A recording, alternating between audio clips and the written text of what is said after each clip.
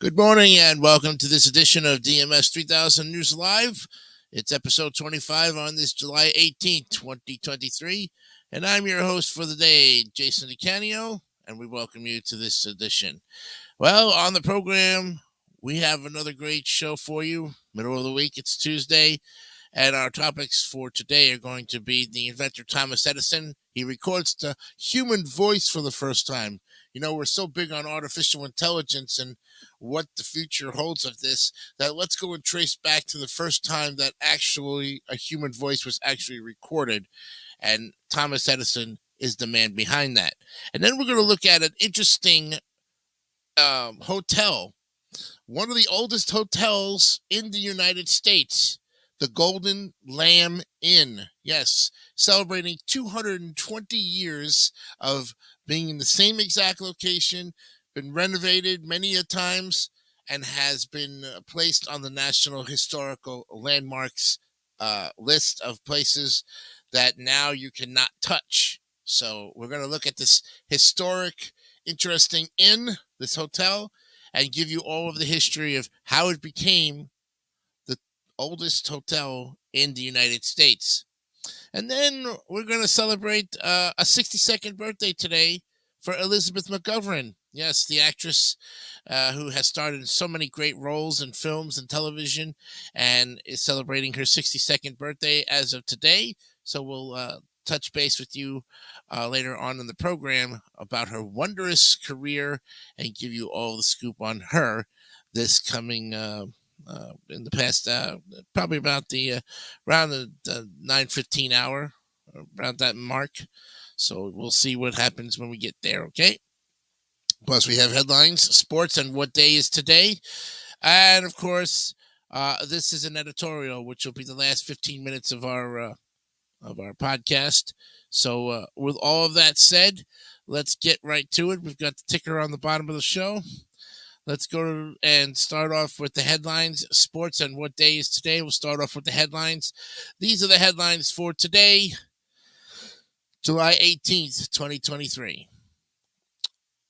The latest campaign finance data was released Saturday and gives a window into financial stability of the presidential campaigns. DeSantis fundraising numbers mask potential problems. Hospital at home trends means family members must be caregivers, ready or not. It's taking off around the country. Treatment at home for patients sick enough to be in a hospital, but stable enough to be home. Are family caregivers ready for all the responsibility? It's a journey to the center of the rare earths discovered in Sweden, as Sweden says it's found the largest deposit in Europe of rare earths. Ingredients in a host of technologies from e-vehicles to wind turbines. Mining and processing them is another story. The playful second book in the author's Harlem trilogy shows Ray Carney scheming how to get his teenage daughter into the concert of her dreams. Alarming capers ensue. Crooked Manifesto takes Colson Whitehead's heist hero in search of Jackson 5 tickets. And no winner in Monday's Powerball drawing has the next jackpot approaching $1 billion. Yes, the jackpot for Wednesday's drawing would be the third highest in U.S. history and will grow until someone wins. The game's odds of 1 in 292.2 million are designed to build big prizes. Edward Caban has 32 years of experience in the NYPD and was picked as the department's first deputy commissioner in 2022. He follows in the footsteps of his father, who was a transit detective. The New York Police Department has sworn in a Latino commissioner for the first time.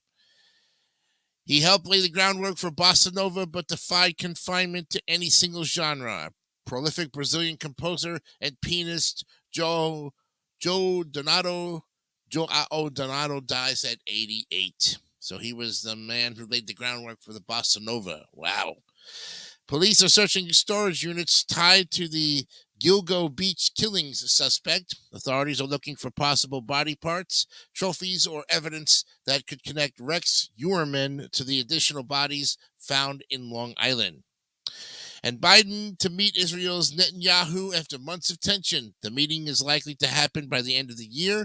National Security Council spokesman John Kirby said President Biden has expressed concern over Netanyahu's judicial proposals. And Murdow boat crash suit ends in a $15 million settlement for family of teen who died.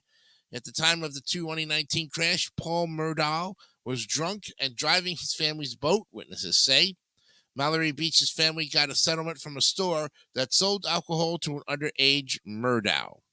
And top House Democrats reject Representative Jayapal's comments calling Israel a racist state. The Washington Democrat walked back comments she made over the weekend in which she called Israel a racist state. And there you have it, friends. The headlines for today, July 18th, 2023. Now, as we go back and look in our sports section, we're going to pick up where we left off yesterday with Major League headlines. So let's go to the baseball news. I also have that specific... and I also spoke to Brandon Martin about it. So I'm going to also put my ad blocker up. Reload the page. Okay. And let me pull up the bookmark that I have because I bookmarked this. And then I sent the link over to Brandon Martin. And he'll pick up on Wednesday, Thursday, and Friday with the rest of the league and give you what their so-called MLB strategy for the trade deadline is going to be. Okay? We already looked at the AL East, and today we're going to look at the AL Central.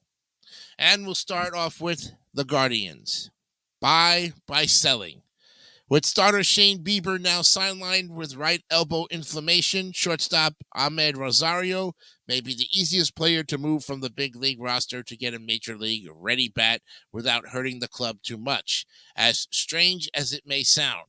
If the Guardians get rid of a hitter who has been one of their most consistent over the past 2 years and has finally started heating up over the past few weeks, it'd be easy to say the team is selling. But if they can get impact players in return, they can buy by selling. And the Royals, well, sell, but how much? The Royals already traded one reliever in lefty Aroldis Chapman, sending him to the Rangers for 2 minor leaguers. Kansas City will continue to be involved in the reliever market with closer Scott Burlow, who has been one of the more reliable relievers in the American League over the past 3 years and has 1 year left of control.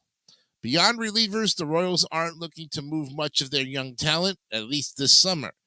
That could change as the market heats up, and there are a few players outside the core who could be dealt, such as infielders Nicky Lopez and Matt Duffy, or outfielder Edward Olivares, although he is now dealing with a mild oblique injury. But as much as the Royals are sellers, how busy they are this deadline remains to be seen.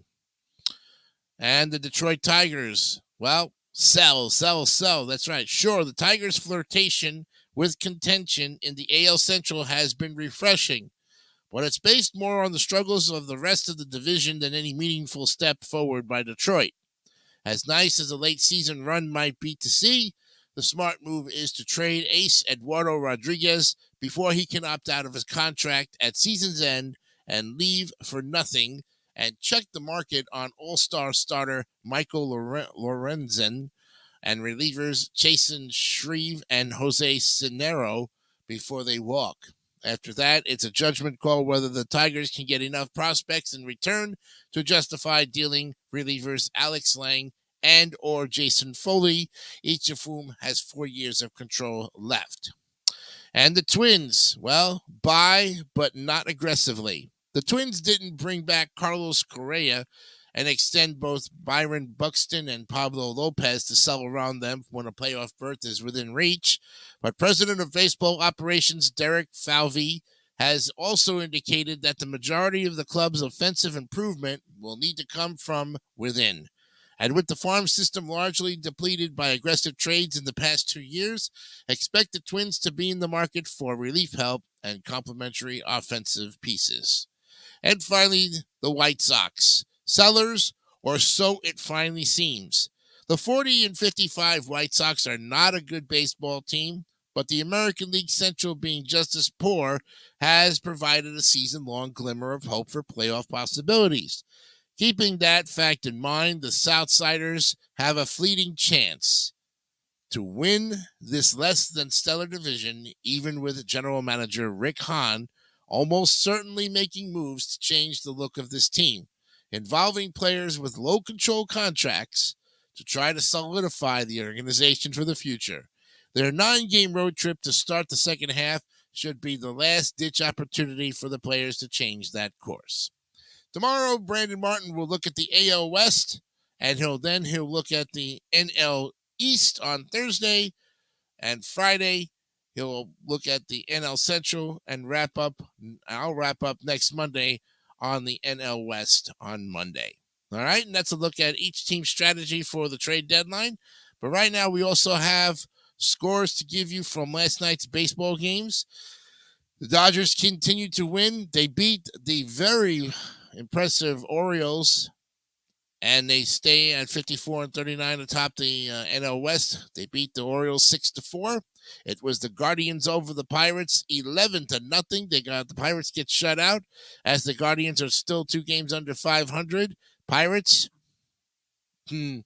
almost 12 games under 500, and the Pirates looking like they are just slipping in the NL Central. It was the Cardinals 6, Marlins 4, as the Marlins now are 10 games over 500, but now 10 games back, or almost, with that loss now, that puts them at 8 games back of the Atlanta Braves. The Nationals 7, the Cubs 5, as the Nationals actually get their 38th win, 2 more, and they hit the 40 mark, finally. But they sit below on the bottom of the National League East on the cellar dweller. And the Cubs, struggling as they do, continue to lose games. They lost their 50th game. They are tied with the Mets at 43-50 for record. The Rays lost to the Rangers. Rays stuck at 60 wins. The Rangers continue to win and beat them by 1, 3-2. And the Rangers take that division right now over the Houston Astros by about a half a game. We'll give you the standings just a little bit here. It was the Tigers 3, the Royals 2. Yankees lose to the Angels 4-3. It was the Red Sox shutting out the Athletics 7-0. The Mariners 7, Twins 6. And the game in the top of the 8th was suspended. It'll be finished today. The Giants and the Reds are tied at 2-2 apiece. I guess they must have had some rain yesterday or something else happened. But they'll pick up and finish that game today. Not sure what time they'll finish it. Probably in the afternoon, if anything. All right, let's look at the standings right now. Get you on your way here. The standings as of July 18th. As you see, Tampa, not much of a change, but Tampa with the loss and Baltimore with their loss is still separated by a game in the loss column. 60-37 for Tampa Bay. Baltimore 57-36. That still puts them over 21 games over 500. Still looking really good. Nothing to panic about. Toronto 53-41, 5.5 back, closing in on Baltimore's lead there. Boston 51-44, 8 games back, not bad. And the Yankees, with their loss, they now are on the bottom, 50-45, 9 games back. Minnesota and Cleveland. Minnesota's winning and keeping their ways. Keep the Cleveland Guardians still on check, 1.5 games back. Detroit is 5 games back. Chicago is 8 games back. And Kansas City is 21 games back. With the Texas win, that puts 3.5 now on the Astros. Texas sits atop the AL West at 56-39. That's Houston 52-42, 3.5 back. Seattle 47-46, 8 games back. The LA Angels 47-48, 9 games back. And the lowly Athletics 25-71, 31.5 games back. With the Miami loss, now they are 10 games back because Atlanta's still sitting there atop the division at 61-31. Philadelphia, 51-42, 10.5 back. The Mets start their series against the White Sox tonight at 43-50, 18.5 back. And Washington, with their win, closed the gap a little bit. Now are only 24 games back at 38-56. With Cincinnati being delayed with the Giants, Milwaukee still sits atop the NL Central, 2 games ahead of Cincinnati at 52 and 42. The Cubs, 8.5 back. Pittsburgh, 11 back, and St. Louis is 11 games back. The Dodgers, like I said, they keep winning, 54 and 39 with the Giants, 2 games back. Arizona is 2.5 back. San Diego is 10.5, and Colorado 18.5. And that is a look at the MLB standings for today. And of course, Brandon Martin will continue to give you all of the good stuff on sports, and we will definitely catch you up on all of that good stuff tomorrow on DMS 3000 News Live. All right, what day is today? What holiday is today? We're going to look at some of the holidays for you, and this one should be pretty interesting. Let's see if there's any good food ones out there. I'm going to put my ad blocker on. Okay. Let's see. Well, I don't know if any of you guys like caviar, but today is National Caviar Day. Yes, what's the first thing that comes to mind when you think of caviar? Oh, what a delicacy. Or, fish eggs. Whether you're a fan or foe, National Caviar Day is celebrated nationwide on this day every year. And technically, real caviar isn't just any fish eggs. It comes from the female sturgeon fish, and it's been a high-end dining staple ever since Caesar Ritz, he's a fancy hoteler, put it on his menus. It all started in the 1240s, written in Roe. The oldest written account of caviar comes from the Mongol ruler Batu Khan. Then it goes to 1324. The United Kingdom fancied it enough to make it royal, making all sturgeon in the region monarch property. In the 1800s, caviar had a big boom. North America gets a taste of caviar, becoming the largest producer by the 20th century. And by 2008, put down the poll. Russia suspends wild sturgeon fishing to let the population replenish. So what are you going to do today? You're going to serve it up. Yes, impress your guests, and impart some raw knowledge upon them as they dive into this appetizer experience. It's a perfect excuse to use the fine china and makes great conversation. Yeah, and whether you're a seasoned caviar eater or have never tried it before, take your taste buds on an adventure by ordering it at your local upscale restaurant. And try them all. There are several kinds of caviar, although the small black or gray colored roe is technically the most caviar of caviar. The pink or orange colored caviar actually comes from salmon. Find both to taste and compare which is better for you. Here are 5 crazy facts about caviar.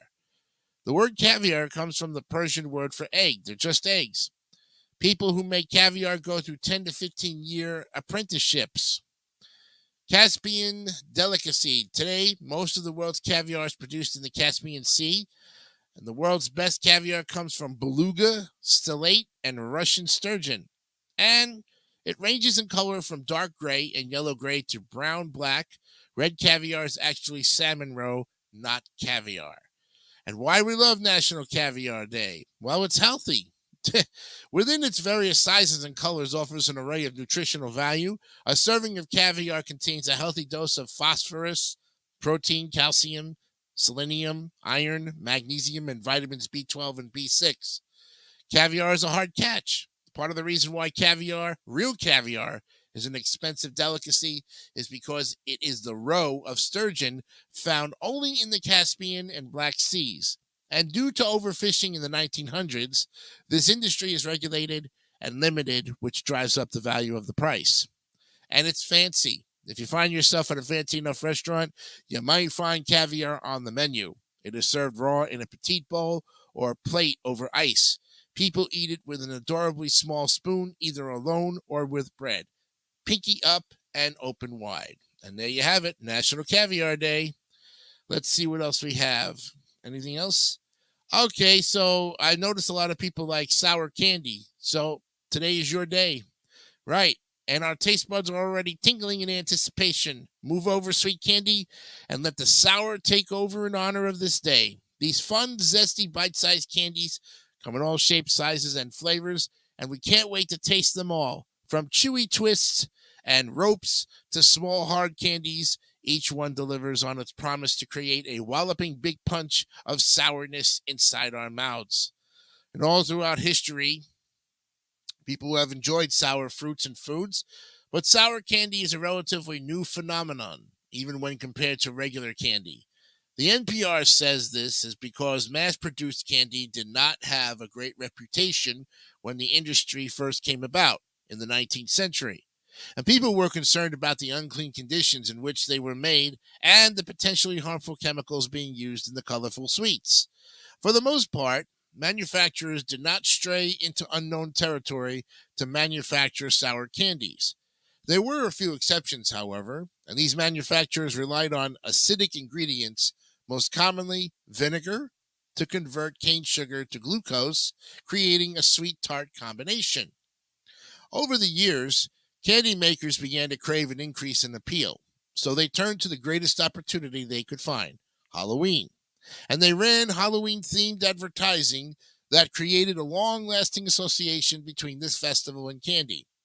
This association allowed candy makers to experiment with flavors not normally sold to the public. And the sour candy market officially took off. For example, Ferrero Pan Candy Company introduced a sour candy called the Atomic Fireball right around the time of the U.S. military's first detonation of the hydrogen bomb. This candy, filled with capsaicin, which is that, stuff you get in the hot peppers, and cinnamaldehyde, would wind up leaving the mouth numb. That's right. And by the end of the 19th century, the sour candy craze had spread all over the U.S. A contributing factor was the sour candy known as Warheads by the Foreign Candy Company. Their founder, Peter de Jager, actually traveled through East Asia, ground zero for sour candy, to find the sourest variety of candy, and he found it in Taiwan. The American Licorice Company, who have their own sour candy line, founded National Sour Candy Day, and they wanted to celebrate this sweet, and they encourage more people to experience all the wonderful flavors of sour candy on this day. The 19th century, mass-produced candy is looked upon with trepidation by most consumers, and candy makers don't want to risk experimenting with taste for fear of losing credibility. By the 1950s, candy makers create ad campaigns that forever link candy to Halloween, and doing this also allows them the freedom to slowly introduce new flavors and types of candy. And the Atomic Fireball leaves a tart taste, and the sour candy market slowly begins to erupt in 1954. Then go to 1962, sour candy comes into the spotlight. Lemonhead candy, which utilizes citric acid to mimic the sour flavor, is introduced, and it is a hit. By 1993, Peter de Jager, founder of the Foreign Candy Company, brings Warheads to U.S. shores from Thailand, which has a huge impact on the sour candy market. And 8 years ago, our day is founded. The American Licorice Company establishes National Sour Candy Day. So this holiday has been celebrated for almost 8 years now.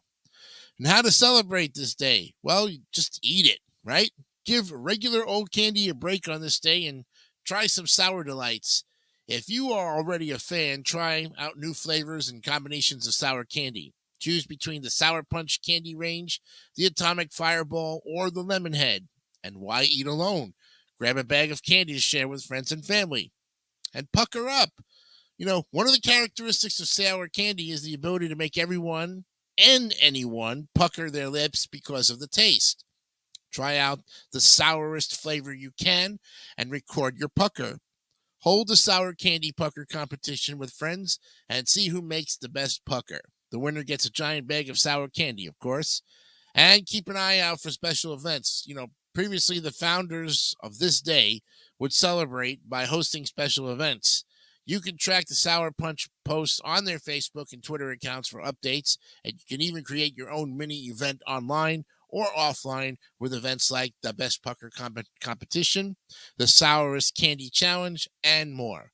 Here are 5 fun facts about the candy. Different acids, different tastes. Candy makers carefully choose ingredients to make the perfect recipe as the different acids used in sour candy. Citric acid, malic acid, tartaric acid, fumaric acid, etc. all have different levels of sourness. And beer and candy with the same taste.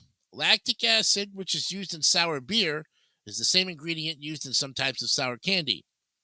Candy makers have increasingly been marketing sour or fruity candy to kids over the past 20 years. There is a type of sour candy, sour flush candy toilets, where the candy is a toilet plunger and you dip it into a plastic toilet full of sour sugar. And sour candy is like sour Skittles. It can be used to relieve blocked salivary glands, although it should be eaten in moderation.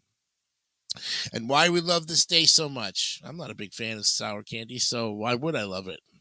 It might be the evolution. The sour taste, usually associated with acids, is found in relatively few natural occurring foods like vitamin C. Evolutionary history shows we could not produce vitamin C and we had to source it from the environment. This could explain why humans like sour things. We are all evolutionarily programmed too. And it actually helps cancer patients. Sour candy cannot be used as a treatment, of course, but it is a great help for patients undergoing cancer treatments. Many cancer medications and therapies, including chemotherapy and radiation therapy, cause severe changes in taste. Sucking on sour candies helps increase salivation and regular taste, and it tickles our taste buds. Sweet is a known and predictable taste. Sour, on the other hand, not only makes our face work out, but it also tickles the heck out of our taste buds, and we love this sensation. All right, we will be right back. We're going to take a break, and when we do come back, we'll look at the inventor Thomas Edison as he records the first human voice ever. We'll be right back. World at Silver City Dodge Toyota. Go ahead, make my coffee. To satisfy the toughest customers, only the best tasting coffee will do. Go ahead, make my coffee. At Dunkin' Donuts, each and every pot is brewed fresh and served fresh at the peak of its flavor. If you're a tough customer, only the taste of this coffee will do. So go ahead and let Dunkin' Donuts make your coffee exquisite. Indeed. Hi, Tom Bodette, quote, checking in on my smartphone. Everyone's checking in nowadays, at airports, restaurants, appointments with certain medical specialists. Seriously, people, TMI. Anyway, thanks to the Motel 6 mobile app, you can book a clean, comfortable room at Motel 6 on your smartphone and get a great rate. Then, when you get to Motel 6, you can check in. After you check in, your friends will be totes jealous. I'm Tom Bodette for Motel 6, and we'll leave the light on for you. To help you paint the picture, you know what I'm saying? Burger King got these brand new dinner baskets. I love this place. Not hoops, baskets. You know, if you come in between the hours of 4 to 8, you get like these dinner baskets. Get a chicken dinner basket, shrimp dinner basket, Whopper dinner basket, or steak dinner basket. Who ordered the chicken? Who got the Whopper dinner basket? You get a choice of salad or coleslaw, baked potato or french fries. So you like having it like your way. Yes, my way. I love this place. I love it more than you do. The fun is back, oh yes siree. It's the 2600 from Atari. It's the video system with classics galore, from Space Invaders to cars that roar. A real hip joystick controls the screen. Solaris is hot and Midnight Magic's mean. And one more thing, it's got a special low price, under $50. $50? Now isn't that nice? The fun is back, oh yes siree. It's the 2600 from Atari. Tire Kingdom tires, tires, tires, tires. If tires are what you need, the lowest price is guaranteed. At Tire Kingdom, the best tires at the best price. No hassle service, and we always treat you nice. Ooh, Tire Kingdom tires, tires, tires, tires.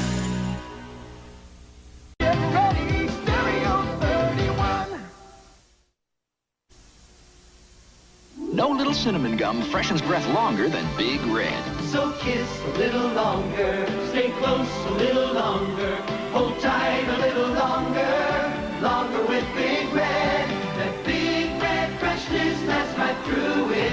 Your fresh breath goes on and on. While you chew it, say goodbye a little longer, make it last a little longer. Give your breath long-lasting freshness with Big Red. All right, welcome back to DMS 3000 News Live on this July 18th, 2023. Episode 25 is upon us here. It is 8:32 in the morning, and hopefully you are having a cup of coffee and a muffin or whatever you have for breakfast and enjoying our show here today on the program. All right, first topic up on the board is the inventor Thomas Edison records the human voice for the first time. Well, we found out that it was called a phone autograph. Yes, it's the earliest known device for recording sound. Previously, tracings had been obtained of the sound producing vibratory motions of tuning forks and other objects by physical contact with them, but not of actual sound waves as they propagated through air or other mediums. Invented by Frenchman Edouard Leon Scott de Martinville, it was patented on March 25, 1857. It transcribed sound waves as undulations or other deviations in a line traced on blackened paper or glass. Intended solely as a laboratory instrument for the study of acoustics, it can be used to visually study and measure the amplitude envelopes and waveforms of speech and other sounds, or to determine the frequency of a given musical pitch by comparison with a simultaneously recorded reference frequency. Apparently, it did not occur to anyone before the 1870s that the recordings, called phonautograms, contained enough information about the sound that they could, in theory, be used to recreate it. Because the phonautogram tracing was an insubstantial two-dimensional line, direct physical playback was impossible in any case. However, several phonautograms, recorded before 1861, were successfully played as sound in 2008 by optically scanning them and using a computer to process the scans into digital audio files. The phonautograph was invented on March 25, 1857, and Edward Lee Scott de Martinville, an editor and typographer of manuscripts at a scientific publishing house in Paris, one day while editing Professor Long's Traité de Physiologie, he happened upon that customer's engraved illustration of the anatomy of the human ear and conceived of the imprudent idea of photographing the word. In 1853 or 1854, Scott cited both years and he began working on Les problèmes de la parole s'écrivant elle-même, or the problem of speech writing itself, aiming to build a device that could replicate the function of the human ear. Scott coated a plate of glass with a thin layer of lamp black. He then took an acoustic trumpet and, at its tapered end, affixed a thin membrane that served as the analog to the eardrum. At the center of that membrane, he attached a rigid boar's bristle, approximately a centimeter long, placed so that it just grazed the lamp back. As the glass plate was slid horizontally in a well-formed groove at a speed of 1 meter per second, a person would speak into the trumpet, causing the membrane to vibrate and the stylus to trace figures that were scratched into the lamp black. Now you go to March 25th, 1857. Scott received the French patent for his device, which he called a phonautograph. The earliest known surviving recorded sound of a human voice was conducted on April 9th, 1860, when Scott recorded someone singing the song Au clair de la lune, or By the Light of the Moon, on the device. However, the device was not designed to play back sounds, as Scott intended for people to read back the tracings, which he called phonautograms. This was not the first time someone had used a device to create tracings of the vibrations of sound-producing objects, as tuning forks had been used in this way by English physicist Thomas Young in 1807. With the support from the Société d'Encouragement pour Industrie Nationale. Scott's phonograph was recording sounds with sufficient precision to be adopted by the scientific community, paving the way for the nascent of acoustics. Now, let's get to the playback, because this is where Thomas Edison's phonograph, which recorded sound waves by intending them into a sheet of tinfoil from which they could be played back immediately, that temporarily relegated crosses less direct method to obscurity. Okay? And you look at the gramophone and all these things that started out back in the 1800s, almost even before that, evolved, and the phonograph basically broke the whole thing. Okay?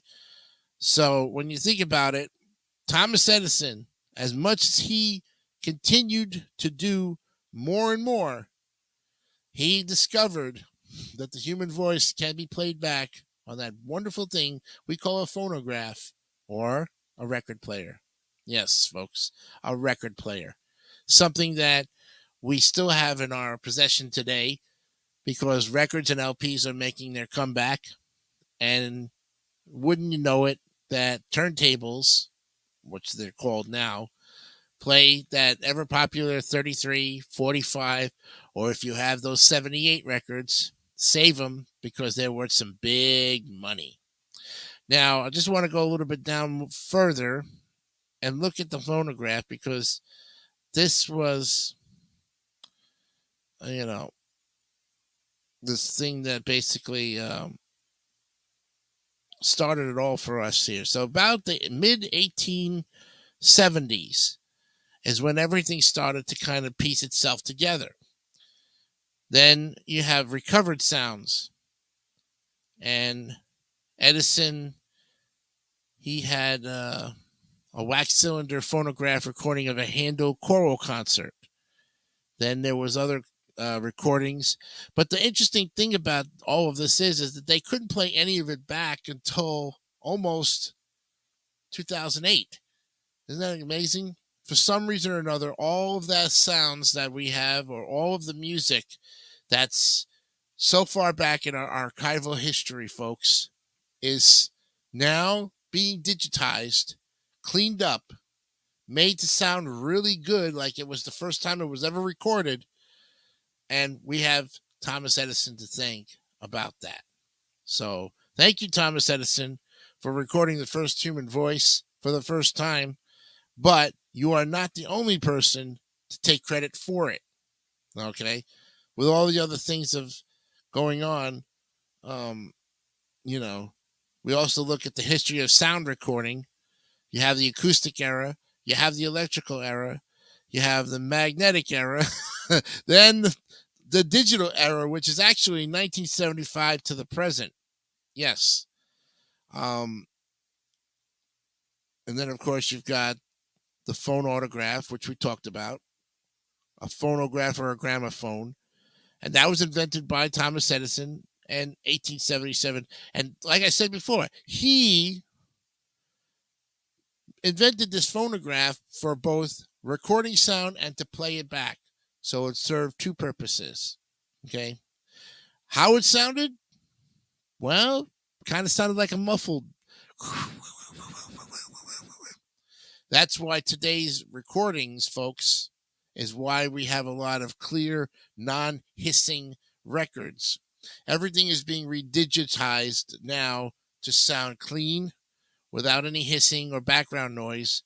And if you've got some old stuff in there, you might want to get it redigitized to make it sound clearer, sound better, and really get the full effect of what you were listening to. Most of today's records are redigitized, cleaned up, and made to sound like they were first recorded back some 40 years ago. Take, for instance, the ever-popular Michael Jackson's Thriller album that continues to sell many, many, many, many LP albums like he was selling it back in 1983.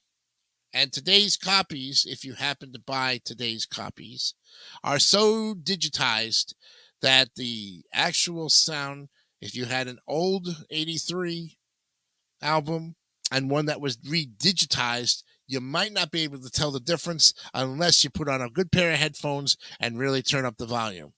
You know what I mean? You might be able to find some differences, but it might be so clean, the copy, that there might not be any differences whatsoever. And they might just be the same album, even though one is older by about 40 years. But it's interesting to note that that's what happened on this day today, as Thomas Edison continues to invent great things for our lives. And we have, we honor Thomas Edison and all of those people who worked hard to get to where they were. And I must say, for what it's worth, they continue to show us that some of those older inventions are never going to die out. You know what I mean? So in this case, look forward to seeing some other great inventions later on in the program or later on in the series. You never know what we might come up with. All right? So we've touched base on that a little bit. We're going to take a break, and when we come back, we're going to look at the 220th birthday of the oldest inn in the United States, the Golden Lamb Inn. Yes, sir. We'll be right back right after this. Please pass the all fruit. Pass the Polaner all fruit. Pass the Polana all fruit. Would you please pass the jelly? Polaner All Fruit is real fruit, sweetened only with fruit juice. You'll call it delicious, you'll call it remarkable, but please don't dare call it jelly. Polaner All Fruit, the spreadable fruit. Worst part about shaving for me? Razor drag.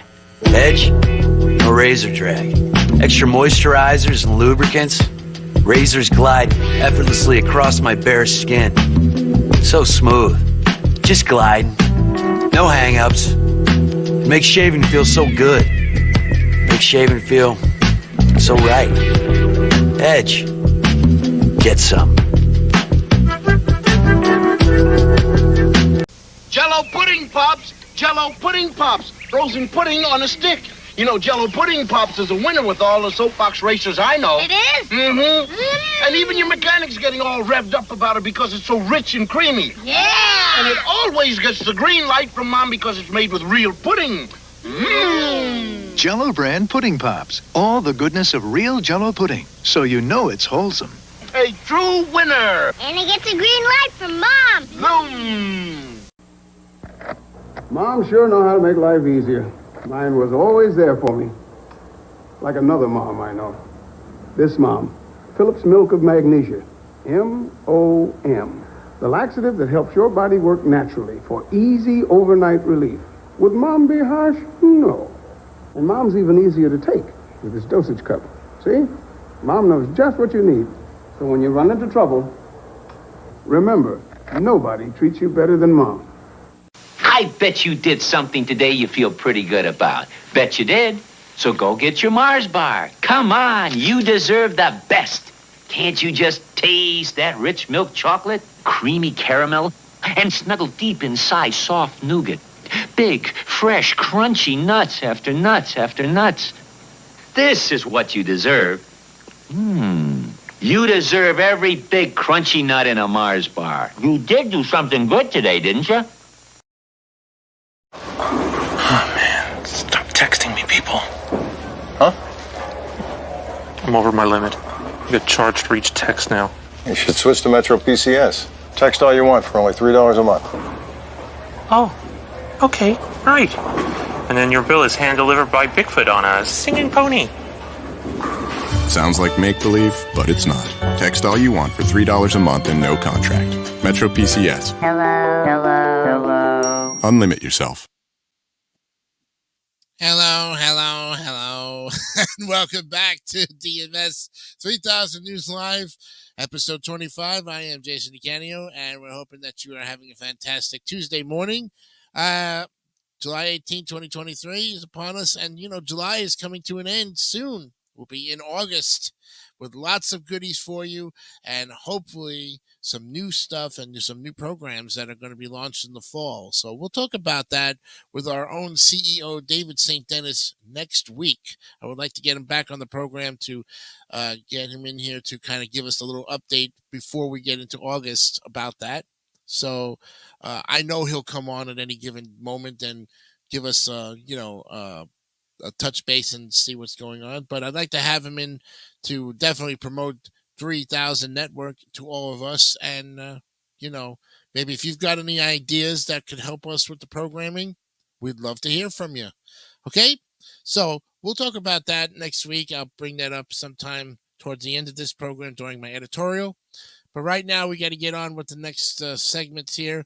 So let's look at the 220th birthday of the Golden Lamb Inn. Yes, it is one of the oldest hotels in Ohio, having been established in the Warren County seat of Lebanon in 1803. The present four-story structure is built around the 1815 rebuilding of the inn, maintaining its colonial architecture. It is known as the Golden Lamb because that image appeared on its signboard for the benefit of the illiterate. At various times, it has been known as the Only Hotel, the Bradley House, the Lebanon House, and the Stubbs House. On January 12, 1978, it was added to the National Register of Historic Places as the Golden Lamb. And because of Lebanon's position on the highway between Cincinnati and Columbus, many notables have visited the inn.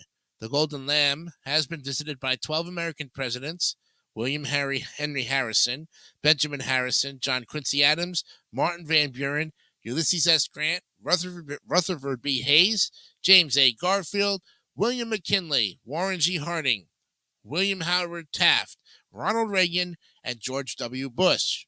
Other famous guests to visit the Golden Lamb include Charles Dickens, Mark Twain, Harriet Beecher Stowe, Daniel Webster, Thomas Corwin, Clement Vallandigham, who infamously shot and killed himself accidentally in his hotel room at the Golden Lamb while attempting to prove that a man whom his client was accused of shooting shot himself accidentally. Cordell Hull, Secretary of State for President Franklin D. Roosevelt, who went to school in Lebanon at the National Normal University. Robert A. Taft, DeWitt Clinton, and Lord Stanley, who later became Prime Minister of the United Kingdom. More recently, on September 8th, 2008, Republican presidential and vice presidential candidates, Senator John McCain and Alaska Governor Sarah Palin, spoke at the Golden Lamb.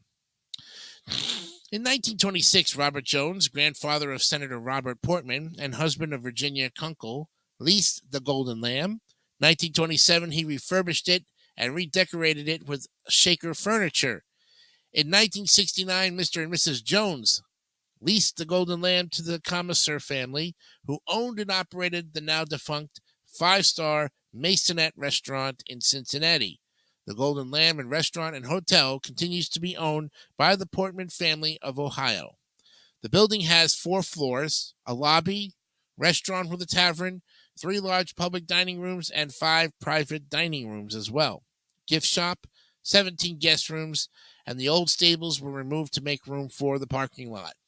Also see the National Register of Historic Places listings in Warren County, Ohio. That's where you'll be able to see the Golden Lamb. They actually have another part of the history of the Golden Lamb. Let me see if I can... Okay, here is another part of the history of the Golden Lamb, as told by a different website. This is web.archive.org. And let me see if there is an author.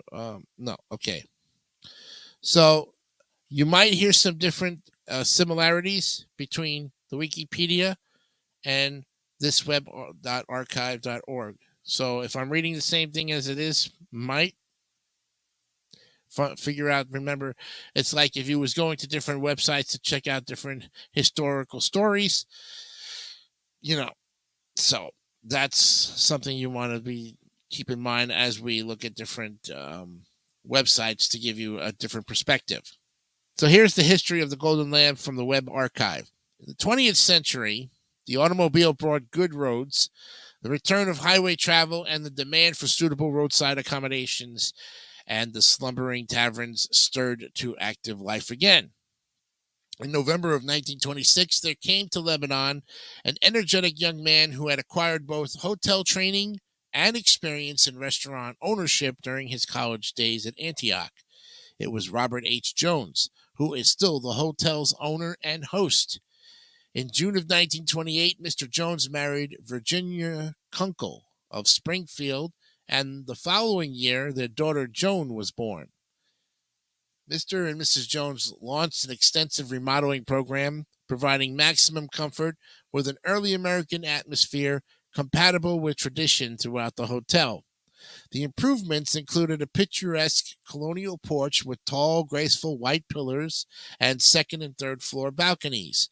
The exterior was sandblasted to restore the original appearance of the handmade bricks, while the interior was completely furnished with antiques, some of which are original furnishings of the inn. The building today has 4 floors, a lobby, 4 large public and 4 private dining rooms, a gift shop, and 40 guest rooms, all with telephone, television, and air conditioning. The old stables have been removed to make a modern parking lot.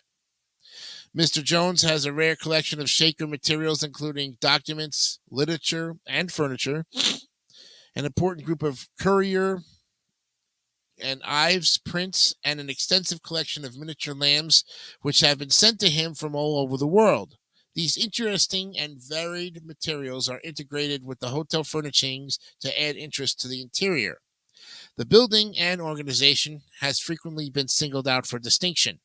The Golden Lamb was chosen as one of the buildings worthy of preservation in the Historic Buildings Survey, and complete plans of the building are filed in the Department of the Interior in Washington.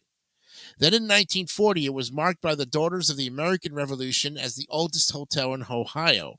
This ceremony attracted thousands of guests, among whom were Governor John Bricker, former Governor Myers Y. Cooper, and C. Bascom Schlemp, who served as secretary to Calvin Coolidge.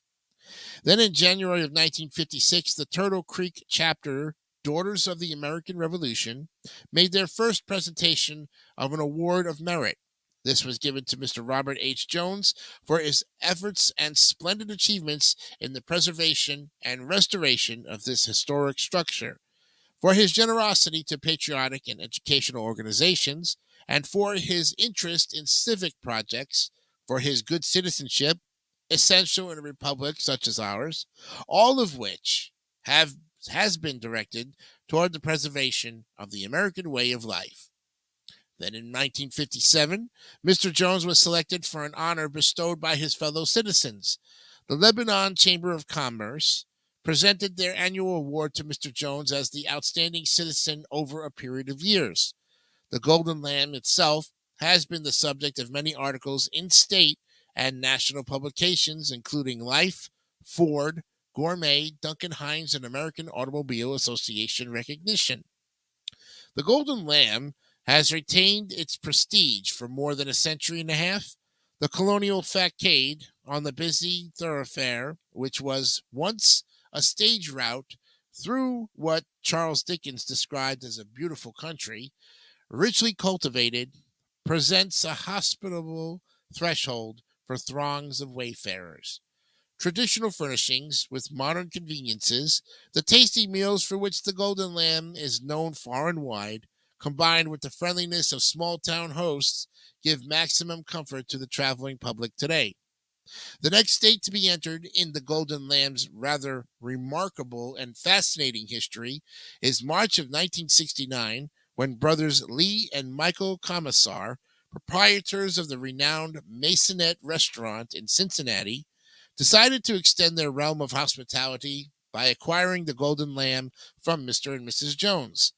Now, as Cincinnati and Dayton grew together, Lebanon, the old Midway coach stop, was the logical choice for the commissars to serve the growing area.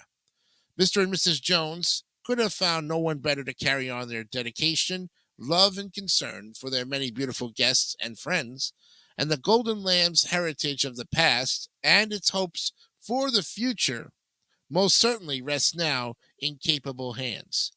Entrusting the management activities to director and partner Mr. Rester, all are determined to see that the landmark remains a charming, hospitable, and gracious structure. With its legend of drama and romance that are a part of our traditions, the Golden Lamb is dedicated to the preservation of American life and holds fast to a quality of gentle and gracious living. We'll be right back.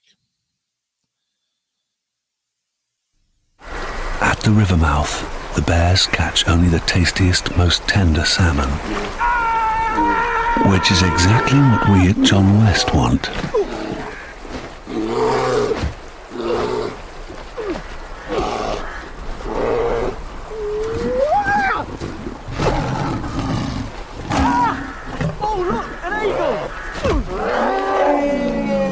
John West endured the worst to bring you the best.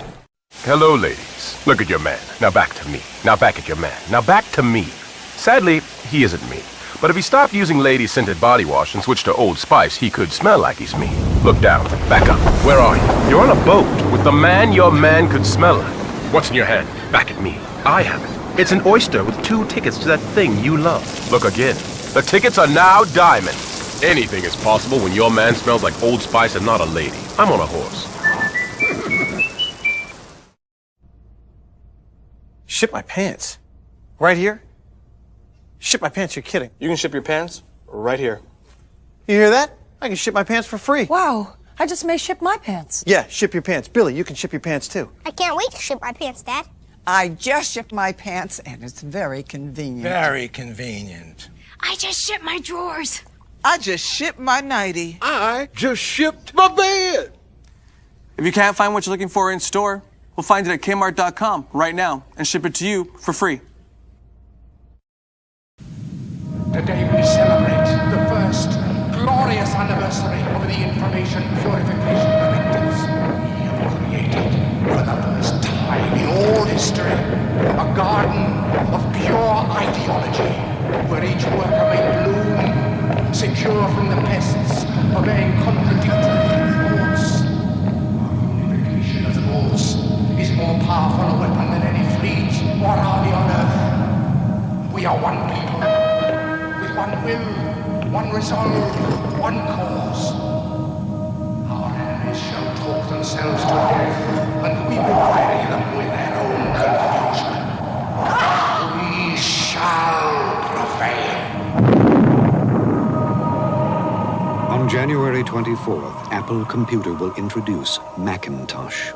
And you'll see why 1984 won't be like 1984. Mr. Cow. Yes? How many licks does it take to get to the Tootsie Roll center of a Tootsie Pop? I don't know. I always end up biting. Ask Mr. Fox, for he's much cleverer than I. Mr. Fox, how many licks does it take to get to the Tootsie Roll center of a Tootsie Pop? Why don't you ask Mr. Turtle, for he's been around a lot longer than I. Me, I bite. Mr. Turtle, how many licks does it take to get to the Tootsie Roll center of a Tootsie Pop? I never made it without biting. Ask Mr. Owl, for he is the wisest of us all.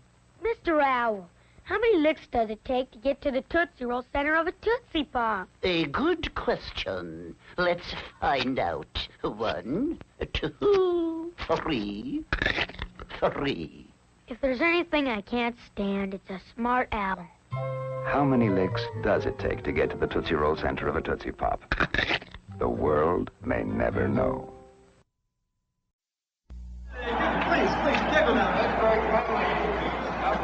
Mr. Green? Mr. Green? Yeah. You need any help? Mm-mm. I just want you to know, I think you're the best ever. Yeah, sure. Want my Coke? It's okay, you can have it. No. Really, you can have it. Okay. A Coke and a smile makes me feel good. Makes me feel nice. Be around. That's the way it should be. I like to say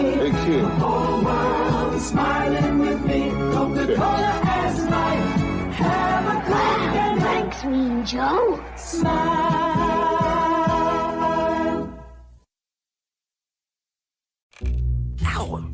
So you think Santa will like these red and green M&Ms? I don't know. I never met the guy. He does exist! They do exist. Santa? Welcome back to DMS 3000 News Live. Episode 25 is upon you right now on this July 18, 2023. 9:02, 1 hour left in our program. And coming up next at 10 o'clock, Brian Snow and Cole Johnson are going to talk about all of the greatest sports and topics that are on their 2-hour program. And, of course, today we have lineups of hopefully Blockbusters will be back on today.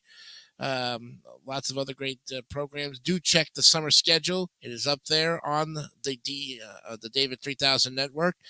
And like I said, we'll be revising a new fall schedule coming up in August. So do check that out as me and David St. Dennis sit down and start revising and adding new programs to the fall lineup. Happy 62nd birthday, Elizabeth McGovern. Your birthday is today. She's an American actress and received many awards, including a Screen Actors Guild Award, 3 Golden Globe Award nominations, and 1 Academy Award nomination. Born in Evanston, Illinois, McGovern spent most of her early life in Los Angeles after attending the American Conservatory Theater and the Juilliard School. She made her feature film debut in Ordinary People in 1980 for her role as Evelyn Nesbit in the musical film Ragtime in 1981. She received a nomination for the Academy Award for Best Supporting Actress.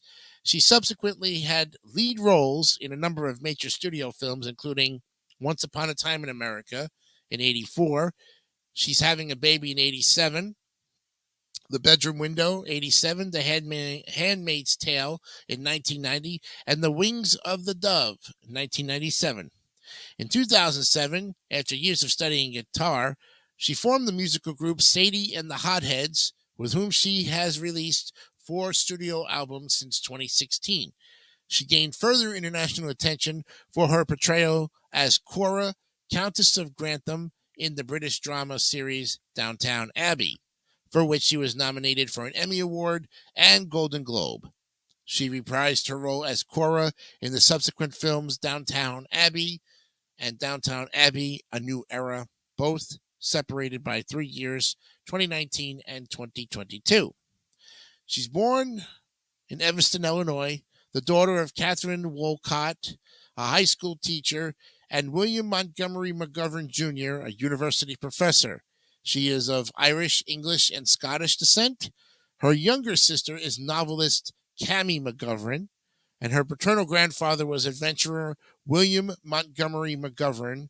Her maternal great-grandfathers were U.S. diplomat Ethelbert Watts and Admiral Charles P. Schneider, and her maternal great-great-grandfather was Congressman Charles P. Schneider. When she was 10, she really relocated with her family from Illinois to Los Angeles, where her father accepted a teaching position at UCLA School of Law. She attended North Hollywood High School, where she began performing in school plays, and after high school, she attended the American Conservatory Theater in San Francisco and studied toward a Bachelor of Fine Arts in Drama at the Juilliard School in New York City as a member of Group 12 from 79 to 81. Then in 1980, while studying at Juilliard, McGovern was offered a part in what became her first film, Ordinary People, in which she played the girlfriend of troubled teenager Conrad Jarrett, played by Timothy Hutton. The following year, she completed her acting education at the American Conservatory Theater and Juilliard and began to appear in plays, first off-Broadway and later in famous theaters. In 81, she earned an Academy Award nomination for Best Supporting Actress for her role as Evelyn Nesbit in the film Ragtime. She then appeared in Beginners in 82. And then in 84, she starred in Sergio Leone's gangster epic Once Upon a Time in America as Robert De Niro's romantic interest, Deborah Gelly. She had leading roles in 2 other films that year, Racing with the Moon, a coming-of-age story also starring Sean Penn and Nicolas Cage, and the comedy Lovesick, as a patient whose psychiatrist, Dudley Moore, falls in love with her, risking his practice. Then in '89, she played Mickey Rourke's girlfriend in Johnny Handsome, directed by Walter Hill. And the same year, she appeared as a rebellious lesbian in Volker Schnoldendorf's film The Handmaid's Tale. McGovern co-starred with Kevin Bacon in a romantic comedy, She's Having a Baby, directed by John Hughes, and starred in the thriller The Bedroom Window, directed by Curtis Hanson. She teamed with Michael Caine in the 90s, A Shock to the System, a comic mystery about a man who plots the murder of his wife. In a 94 comedy, The Favor, McGovern played a woman who cheats on her boyfriend, played by Brad Pitt, by becoming her married best friend's proxy in a tryst with a man the friend has fantasized about. McGovern appeared in a number of films in the 21st century, including Women in Gold, a drama starring Helen Mirren and directed by her husband Simon Curtis. In 2018, she starred in The Chaperone, directed by Michael Engler and written by Julian Fellows, whom she also worked with on the British drama series Downton Abbey. Based on the novel by Laura Moriarty, McGovern played Norma Carlyle, a middle-aged wife and mother who volunteers to chaperone the young Louise Brooks to New York City to study dance at the Dionysian School. The Chaperone is the first film that McGovern has also produced, and her husband Simon Curtis was an executive producer for the film. McGovern reprised her role as Cora Crawley, Countess of Grantham, for the Downton Abbey films in 2019 and its 2022 sequel. The films continued the storyline of the TV series. She has appeared in several television productions, mostly in the UK. In 1999 and 2000, she played Marguerite St. Just in a BBC television series loosely based on the novel The Scarlet Pimpernel. She also starred in the 4-part television crime drama series Thursday the 12th that same year. On American TV, she appeared in a 2007 episode of Law & Order Special Victims Unit titled Harm, in which her character of Dr. Faith Sutton was a psychiatrist accused of complicity in detainee abuse. Her other television work includes Broken Glass by Arthur Miller in '96, Tales from the Crypt, The Challenging, Tales from Hollywood, the HBO series Men and Women, The Man in the Brooks Brothers Shirt, Shelley Duvall's Fairy Tale Theater, Snow White and the Seven Dwarfs, and If Not For You, CBS 1995, her own series. May of 2007, she played Ellen Doubleday, Daphne du Maurier's paramour, in Daphne, a BBC Two television drama by Amy Jenkins, based on Margaret Foster's biography of the author. In December of 2008, she appeared as Dame Celia Westholme in Appointment with Death, an episode of Agatha Christie's Pirouette. In the same year, she appeared in the 3-part BBC comedy series Freezing, written by James Wood and directed and co-produced by her husband Simon Curtis. First broadcast on BBC 4, it was also shown on BBC 2 in February of 2008. McGovern played an American expatriate actress named Elizabeth, living in Chiswick with her publisher husband, played by Hugh Bonneville, and co-starring Tom Hollander as her theatrical agent. From 2010 to 2015, she portrayed Cora Crawley, Countess of Grantham, wife of Robert Crawley. 7th Earl of Grantham, played by Hugh Bonneville in the British TV series Downton Abbey, and also in the 2019 and 2022 film adaptations. Downton Abbey was the 3rd time McGovern and Bonneville have been cast as a married couple on screen, having previously co-starred in Freezing and Thursday the 12th together. She also is a singer and songwriter and plays the guitar. 2008, she began fronting the band Sadie and the Hotheads at the Castle Pub venue in Portobello Road, London. The band released an album of songs she developed with the Nelson Brothers, who are now part of the band. The album, I Can Wait, also includes Ron Knights on bass and Rowan Oliver, borrowed from Goldfrapp as drummer for the recording sessions. Michelle Dockery, who plays McGovern's eldest daughter in Downtown Abbey, has occasionally sung with the band. Dockery was also a guest backing vocalist on the band's second album, How Not to Lose Things, released in 2012. Terry Bryant also joined the band, taking over from Rowan Oliver as drummer and percussionist. Throughout 2013, Sadie and the Hotheads toured the UK and Europe and performed in festivals including the Isle of Wight Festival, Montreux Jazz Festival, and Edinburgh Festival Fringe. At the end of the year, they announced that they were working on their third album with support from former direct-to-fan crowdfunding company Pledge Music.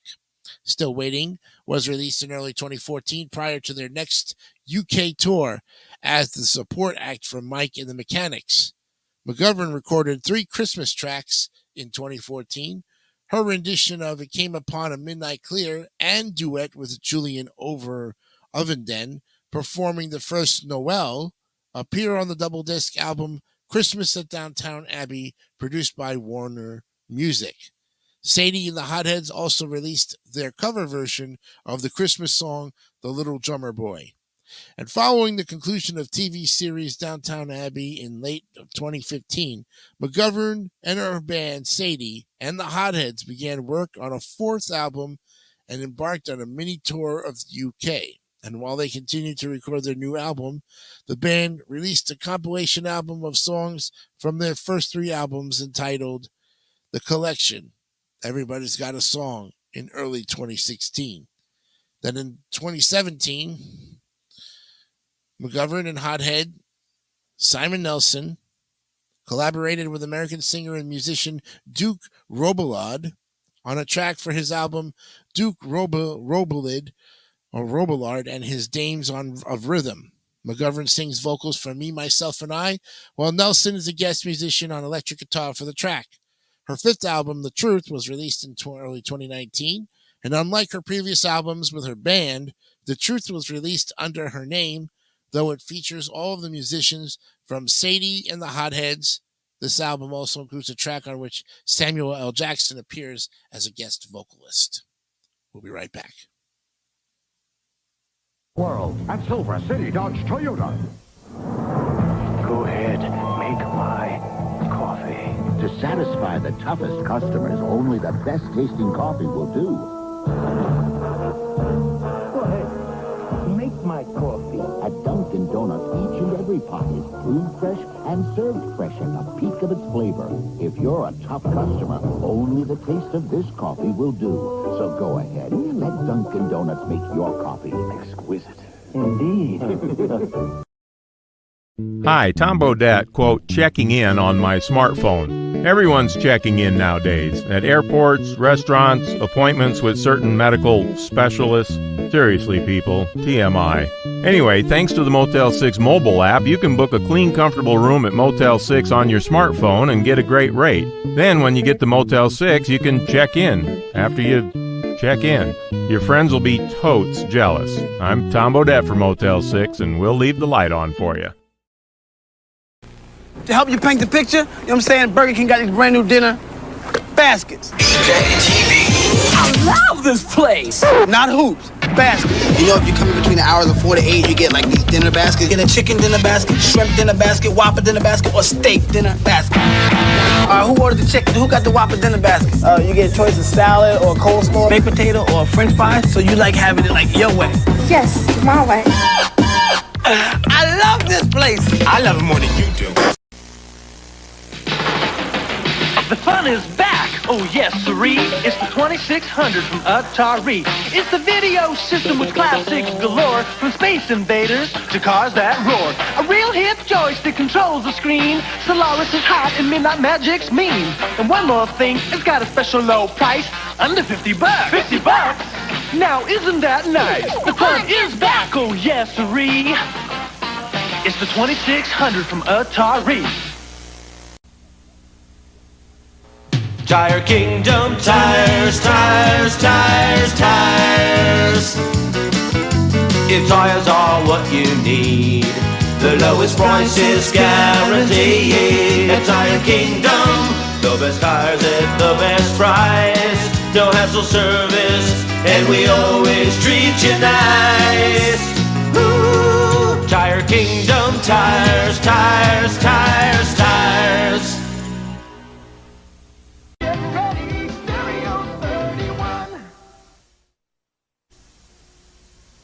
No little cinnamon gum freshens breath longer than Big Red. So kiss a little longer, stay close a little longer, hold tight a little longer, longer with Big Red.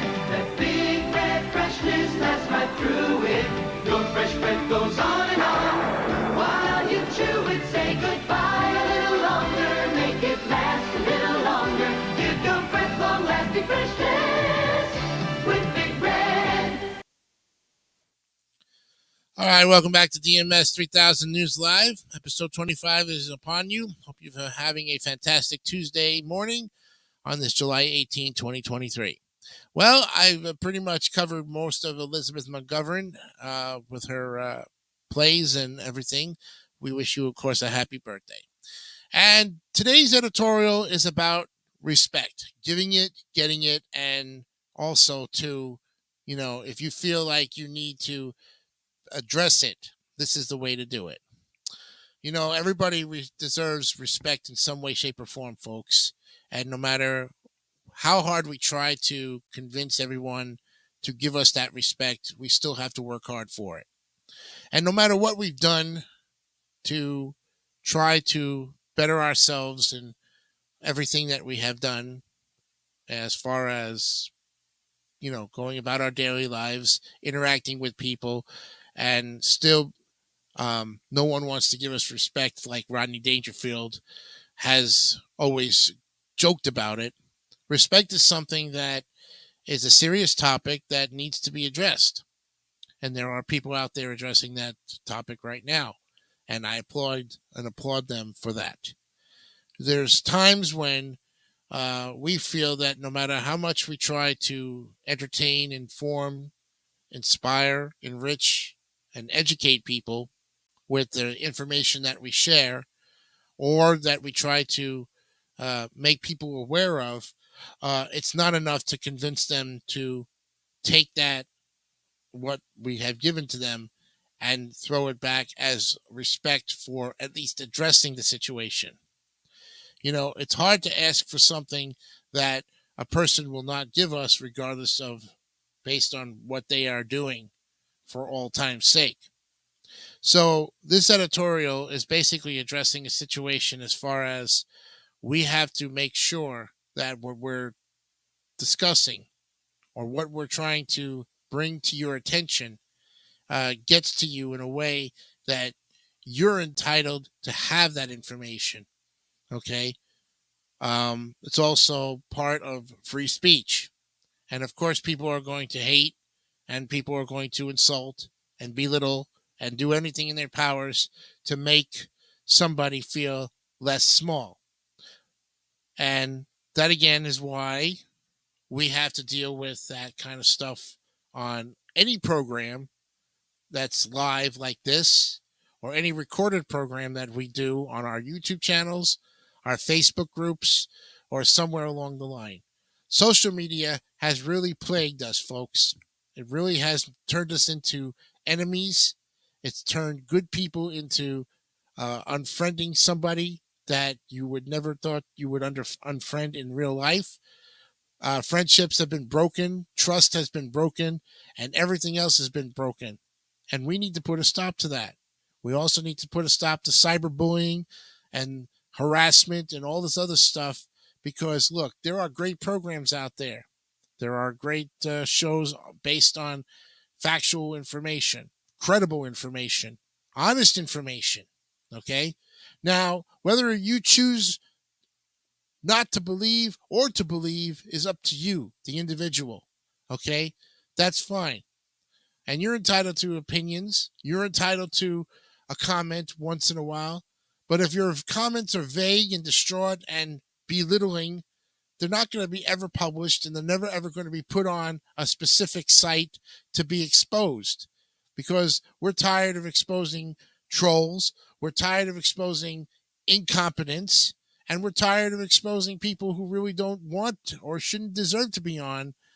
But if that's the case, in order to make people aware that there are people out there doing this, then it's our responsibility as good citizens to make sure that the information that we are discussing with you is important, it's inspiring, it's inviting, and it also gives you a chance to go out there and make decisions on your own. Okay? Whatever the case may be, we must gather together, whether we're on this network or any network, and respect the material that people work hard in their daily lives to present to you on the social media platforms. Folks, the time of cyberbullying and cyber harassment is over. And I think it comes when we need to all grow up and realize that people are not going to tolerate our negative crap anymore. All right? I've been through that for almost 12 years of the 13 years that I've been a podcaster. And I take that oath every day that I know that I'm going to be exposed to the harsh criticisms of said individuals out there who still can't, for the love of God, understand me as an individual, because you don't know me. And if you don't know me, how can you make a judgment against me? What, are you going to continue to bring up past examples of stuff that happened over 10, 12 years ago that now is non-existent? Folks, we can't change the past anymore. Okay, the past is dead. All right, and if you're still living in the past, get on with it. Move forward. Do something with your life. Okay, like my friends say, do something better with your life and stop trolling. Stop staying on the computer and continually putting people down for the things that are bothering you the most. You know, friends, a troll is somebody who just loves to go into somebody else's business and stick their nose where it doesn't belong. This editorial also has to deal with that as well. It's an editorial that has been on my mind for quite some time, and I've gotten numerous opportunities to expose and to basically tell you what's been going on. Now, a lot of people say, how can this be true, Jason? How can this actually exist? Well, it does exist. It's on YouTube. It's on Facebook. It's on StreamYard right now. It's happening. Could happen happening right now. And we got to censor the stuff that is too violent and too exposing to our young minds out there. And we're trying to address a different audience. The thing that you need to understand is when you are doing something to help people, is that even though people say, I don't want your help, I don't need you guiding me. Well, whether or not you say that, we're still going to go out there and do it because it's a passion for us to go out there and interact with you. It's an honor and a privilege every day to get up every morning on a Monday and Tuesday on my day off from my real job and come on here 2 hours every Monday and Tuesday and give you the information of great events and people and stuff that I would think would be beneficial to you.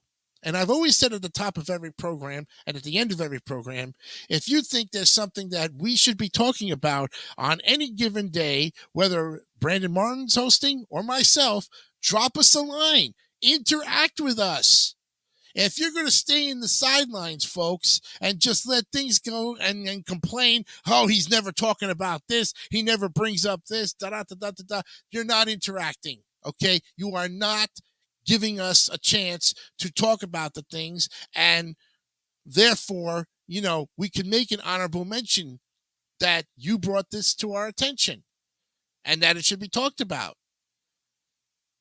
If there's no interaction, folks, and people just want to stay in the darkness of non-existence, then that's your problem. That's not my problem, and that's not anybody else's problem who's doing things the right way in life and becoming good citizens. Okay? The days of your stupidity are over, and I say this as not just an editorial, but my opinion to everybody out there. Do you, and don't worry about anybody else, Because if you truly are a friend to somebody, you would give them the respect that they ask for day in and day out. And I truly respect every colleague that I work with that I have not yet met, even though we interact here on camera and on webcams, and we talk back and forth and discuss ideas and get things ready for programming. And this is why I want to continue to grow the David 3000 network and have a passion to help this guy, okay? You know, I took him and helped him get those 1,000 subscribers. Yes, I'm partly responsible for that. He was sitting at 954 subscribers 7 months ago. And what did we do in 7 months, folks? We took that channel and now have 1,003 subscribers and on our way to bigger and better things going down the line in 2023. It's an opportunity that you cannot not jump on, and we jumped on it. And to this day, David and myself are proud of what we've accomplished and who we have interacted with to help us with, because it's not just me and him, you know, guiding and directing people towards things that are happening. We're on constant watch to see what everybody else is doing. But in the meantime, we're also getting some ideas and so on and so forth. So as far as that's concerned, slowly but surely, David St. Dennis with his 4-year channel has come a long way. And I am very happy and very proud of his accomplishments and of everybody else's channels as well, because you all work hard to make great content and you should be rewarded for it. With my respect, you have it. You have it to the core. So for those people who are worrying that they're not getting respect, trust me, from the lips of Jason DeCanio, you're getting the respect you deserve day in and day out. And I am honored and privileged to work with all of you. That's all I got to say today. I'm ending a half an hour early because I'm going on the next 3 days. Brandon Martin comes in and talks some great stuff with you. Next week on the program, we'll hopefully have David St. Dennis here to talk about the fall schedule, get everybody ready for August, because things are going to be really springboarding when we get back next week here on the program. I'm Jason DeCanio. Remember, be honest, be real, keep it simple, stupid, kiss. We will see you next week. Bye for now. And remember also, too, Brandon Martin, great guy, and he comes in and does the next 3 days. Have a great day. Bye-bye.